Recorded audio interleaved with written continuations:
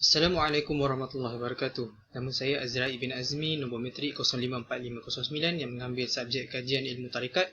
Saya akan membentangkan tentang tajuk kertas kerja pendek saya, iaitu bertajuk Tarikat Dianggap Kuno. Pensyarahnya adalah Ustaz Muhammad Syaiful Bahari bin Abdullah. Kita akan mulakan. Pengenalannya. Tarikat memainkan peranan penting dalam melaksanakan 3 asas ilmu agama yang terdiri daripada ilmu syariat, akidah dan tasawuf. Maka dengan itu, selayaknya tarikat ini tidak dianggap sesuatu yang kuno dalam agama kerana sepatutnya ia selaras dengan kemajuan dan kemodenan arus semasa. Namun terdapat segelintir kalangan umat Islam sendiri yang menganggap tarikat ini merupakan suatu perkara yang kuno dan kolot untuk diamalkan pada zaman moden ini. Pengenalan apa itu tarikat? Tarikat ini tidak dapat dipisahkan dengan 3 asas agama, iaitu akidah, syariat dan akhlak tasawuf. Tarikat ini juga adalah sebagai pemudah cara untuk mendekatkan diri kepada Allah Subhanahu Wa Taala.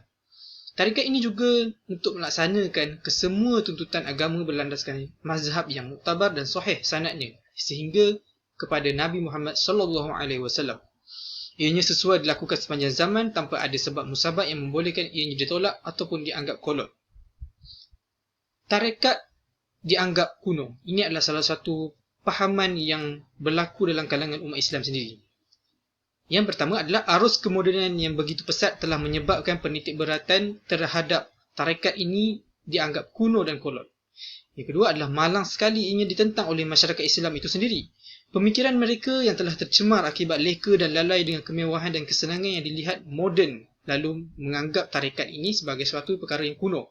Kesedaran perlu dilakukan buat saudara-saudara se-Islam kita tentang kepentingan bertarikat ini agar mereka tidak mengamalkan ataupun menganggap tarikat ini adalah suatu perkara yang kuno. Antara perkara yang menyebabkan mereka menganggap tarikat ini kuno dan kolot adalah disebabkan fizikal yang dilihat terhadap ahli-ahli tarikat yang dikatakan berpakaian serban dan jubah. Pakaian mereka ini hanya dikatakan sesuai berada di kampung ataupun masjid dan tidak sesuai dipakai di tempat mewah ataupun masjid, majlis-majlis penting seperti di hotel-hotel mewah. Penampilan gaya barat telah dikatakan sesuai dengan kemodenan kemajuan mereka katakan ini. Ianya lebih baik selain sebab itu juga mereka mengatakan lebih baik diluangkan masa harian itu dengan mencari rezeki berbanding sepenuh masa terikat dengan waktu ketika bertarikat.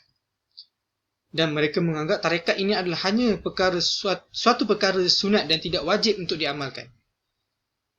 Mereka juga berkatakan mereka lebih mengutamakan ilmu sains dan matematik yang mana dikatakan lebih banyak memberi sumbangan kepada masyarakat berbanding ilmu agama. Sepatutnya Islam itu menjadi lebih kuat jika digabungkan antara dunia dan akhirat. Antara perkara yang mereka terlepas pandang juga adalah didikan kecil yang tidak dapat dilakukan dalam kalangan suasana mereka. Selain itu adalah kurang peranan kerajaan dalam memberi kesedaran adanya tarikat-tarikat ini sebagai pemudah cara kehidupan seorang Islam di kalangan masyarakat.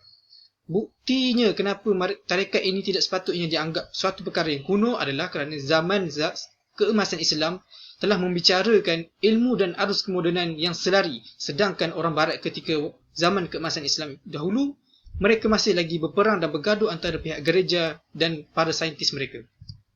Kesimpulan daripada isu yang berlaku dalam kalangan tarikat ini merupakan satu tanggapan buruk tentang tarikat yang dianggap kuno. Sebenarnya perkara ini boleh diubati dengan diberi pencerahan buat mereka kerana kita tahu setiap orang Islam itu jauh di dalam dasar hatinya ada rasa cinta kepada agama.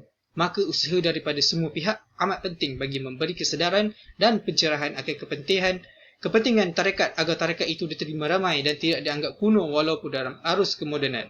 Maka wajarlah tarikat itu tidak patut dijadikan sebagai suatu perkara yang kuno dan dianggap kuno dalam masyarakat Islam itu sendiri.